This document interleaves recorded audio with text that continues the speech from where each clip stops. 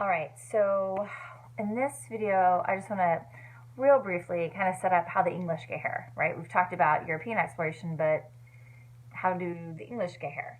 So there's a handful of factors that influence the settlement of the English.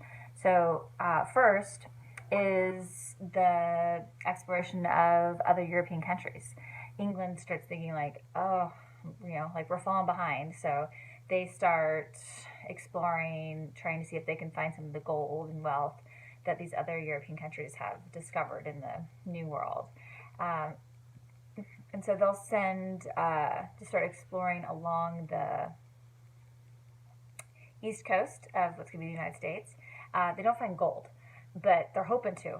But in the meantime, they find lots of fish, they find lots of small game, that's pretty much been overhunted over in England. And so the thought process is, well, we'll set up some forts here, we can hunt small game, we can find, wealth in fish, and we'll hope, like in time, we'll find the gold. But in the meantime, this will tide us over. So that gets the English here. Again, that search for wealth and trying to, keep up with the rest of the world. And then a lot of the other factors happen over in England. So the first thing that happens over in England is Henry VIII. You might sound familiar to. He's the king with all the wives. I'm going to shorten the story here. He manages to secure a divorce from his first wife. But the way he does this is he establishes the Church of England. He very conveniently makes himself the head of the Church of England. So what this allows for is all of the wealth of the Catholic Church. When the Church of England confiscates the wealth of the Catholic Church, because now England's going to be under the Church of England, a lot of that wealth goes into the Church of England. And remember, so convenient, Henry VIII is the head of the Church of England. So he has considerable amounts of additional wealth. And a lot of that wealth starts to be funneled into ships.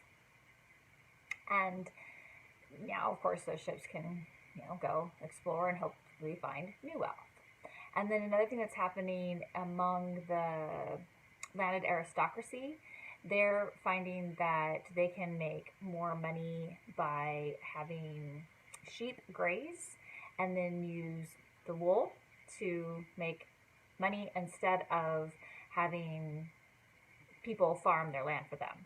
So it's what's called the enclosure movement. The enclosure movement, they began enclosing their lands so they can put sheep there, and then that pushes the people off the land, like the peasants and farmers that are living there.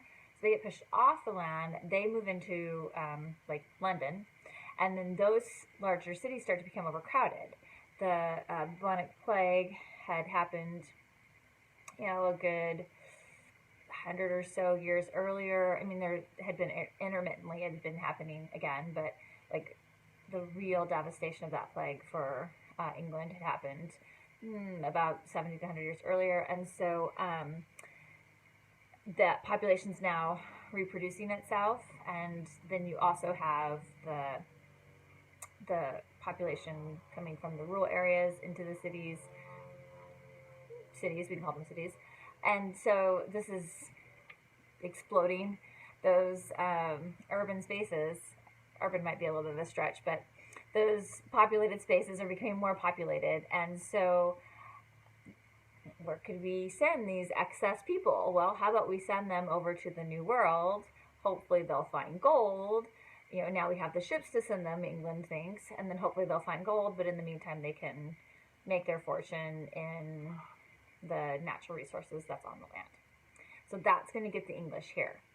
And then that first attempt at settlement is going to be the settlement of Roanoke. And we refer to this in history as the Lost Colony. And you've got a link in your module there that sort of looks at perhaps trying to sort through the remains to try to figure out what happened to this so-called lost colony. If you have any questions, you can leave those in the module. Take care.